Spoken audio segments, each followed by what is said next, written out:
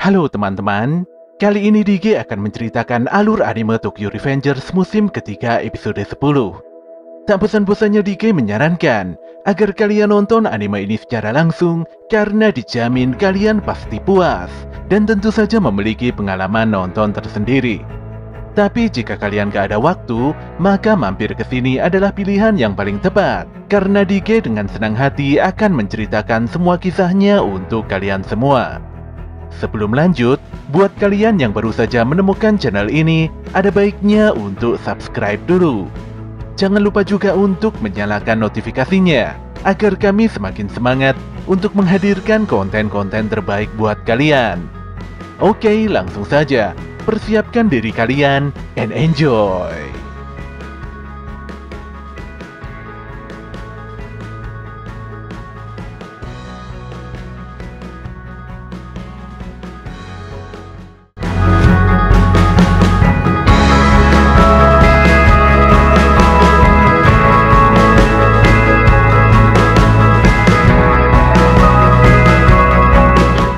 Baik member Toman ataupun Tenjiku, kedua belah pihak terlihat begitu kaget melihat Kisaki menodongkan pistol pada Takemichi. Walau pertarungan ini sejatinya duel antar bocah, namun tindakan Kisaki benar-benar sudah melewati batas. Takemichi sendiri malah tenang dan tidak takut sama sekali, padahal bisa saja dia kehilangan nyawanya. Dia pun mengingat sosok Naoto, Baji, dan Chifuyu.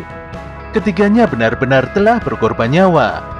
Harapan mereka dan semua orang telah memberikan Takemichi keberanian yang sebenar-benarnya. Wajah Kisaki seketika berubah menjadi tegang ketika Takemichi bertanya mengapa Kisaki nampak ketakutan. Kisaki pun tersulut emosi dan meledakkan satu pelurunya pada kaki kiri Takemichi. Nafas Kisaki terlihat sangat berat dan tubuhnya bergetar hebat.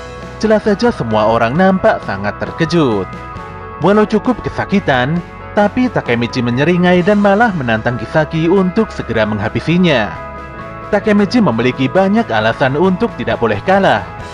Dia lantas mengingat rekan-rekannya di masa depan, di mana perbuatan buruk Kisaki membuat mereka semua kehilangan nyawa. Di hadapan Kisaki, Takemichi berkata bahwa dia tidak memiliki karisma seperti Maiki. Dia juga tidak pintar seperti Naoto, tidak lihai layaknya Kokonoi, serta tubuhnya tidak besar dan kuat seperti Mucho ataupun Draken. Oleh karena itulah yang bisa dilakukannya hanyalah ada satu, yaitu tidak pernah menyerah. Sekali lagi Takemichi menegaskan bahwa dirinya tidak akan pernah menyerah walau harus tewas sekalipun. Kisaki lantas menenangkan diri dan dia mengancam akan menghabisi Takemichi dengan senjatanya. Namun Takemichi tidak gentar dan malah menantang Kisaki dengan menempelkan kepalanya mendekati laras pistol. Semua orang pun nampak tercengang. Di sini Kisaki malah menurunkan pistolnya dan setelahnya memukul Takemichi hingga jatuh tersungkur. Sebenarnya Takemichi sudah tidak bisa menggerakkan tubuhnya, tapi saat itu juga Akun membantunya bangkit. Semangat pantang menyerah Takemichi menggema di benak seluruh member Toman. Dan kini semuanya pun kembali bangkit dan semakin tidak mau kalah. Chifuyu pun sangat bersyukur karena Takemichi telah menjadi penerus Baji. Sesungguhnya Chifuyu sangat marah dan dendam karena Kisaki telah menghilangkan nyawa Baji. Namun dia mengurungkan niatnya karena sejatinya ini adalah pertarungan antar bocah SMP. Pada dasarnya Toman hanya ingin bertarung tanpa membunuh.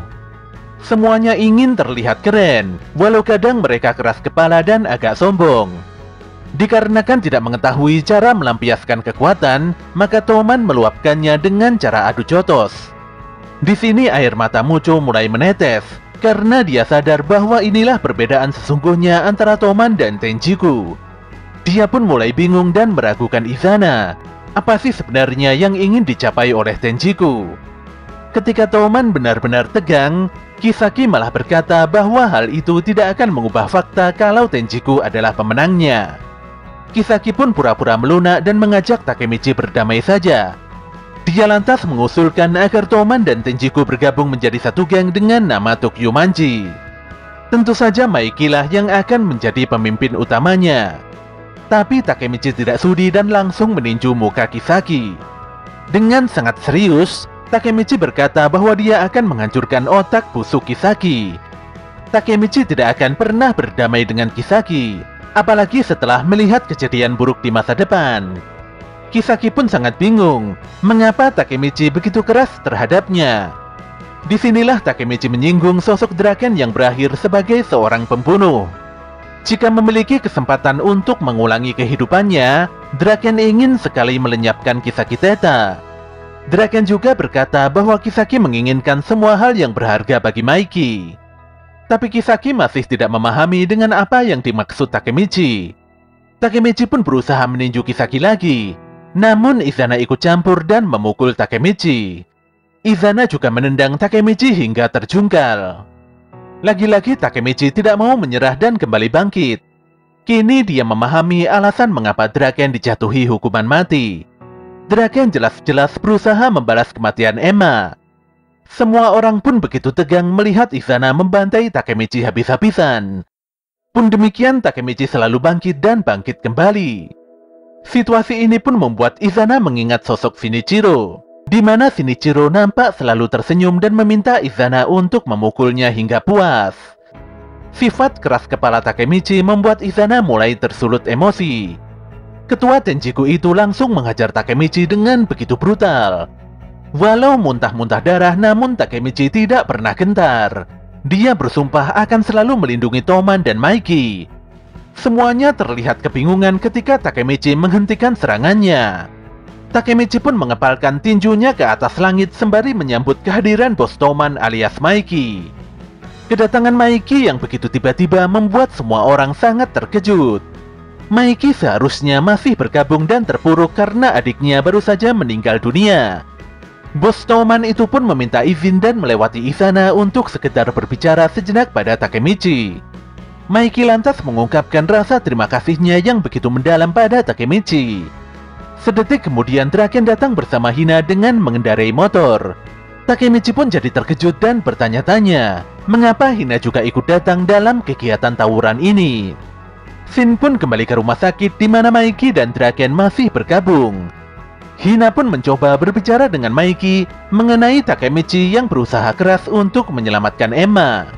Pembicaraan Hina yang tak lazim ini membuat Draken langsung emosi. Menurut Draken, Hina tidak seharusnya membahas masalah Emma di depan Maiki karena situasi saat ini sangat tidak tepat. Lelaki itu pun meminta Hina segera menyingkir dan meninggalkan Maiki. Tapi setelah Hina berkata bahwa dirinya akan tewas 12 tahun di masa depan, Maiki dan Draken pun nampak terkejut. Sambil berkaca-kaca, Hina mengungkapkan bahwa Takemichi adalah sosok yang datang dari masa depan untuk mencegah kematiannya 12 tahun mendatang. Walau nampak mustahil, namun Hina menegaskan bahwa pernyataannya adalah fakta. Saat ini Takemichi sedang putus asa, apalagi dia mengetahui dengan jelas masa depan semua orang termasuk Maiki dan Draken. Maiki pun cukup tersentak setelah mengetahui kalau Takemichi ingin menyelamatkan semua orang. Sayangnya Hina tidak bisa membantu apapun, walau dia sebenarnya ingin sedikit berguna. Hina pun benar-benar meminta maaf pada Takemichi karena telah mengungkapkan rahasia terbesar pemuda tersebut. Jelas saja Takemichi sangat terkejut, namun dia sangat bersyukur melihat kondisi Maiki dan Draken yang baik-baik saja. Ketika Draken bertanya pada Maiki mengenai apa yang akan dilakukannya saat ini, si Maiki malah memprovokasi dan membuat ratusan member Tenjiku naik pitam. Dia sangat geram karena Tenjiku benar-benar meremehkan Toman. Takemichi pun sangat tenang setelah menyadari bahwa Maiki tetaplah Maiki yang selama ini dia kenal. Semangat Maiki dan Draken membuat seluruh member Toman bangkit kembali. Padahal sebelumnya mereka nampak tumbang dan sangat kesakitan. Takemichi pun berterima kasih pada Hina karena dia tidak memiliki kekuatan untuk membangkitkan Maiki dan Draken. Tapi Hina berkata bahwa justru kegigihan Takemichi lah yang menggerakkan mereka berdua. Izana tidak mengetahui sama sekali tentang trik yang digunakan Toman. Dia lantas berkata pada Kisaki bahwa rencana Tenjiku ternyata telah gagal total. Tanpa basa-basi, Izana langsung berlari dan menendang Maiki dengan begitu kuat. Walau mampu menahannya, namun Maiki terseret beberapa meter ke belakang akibat tendangan kuat tersebut. Dengan emosi Izana bertanya, bagaimana perasaan Maiki setelah kehilangan Shinichiro dan Emma? Disinilah Maiki nampak serius. Dan dia berniat menuntaskan semua masalahnya dengan Izana di tempat ini serta saat ini juga.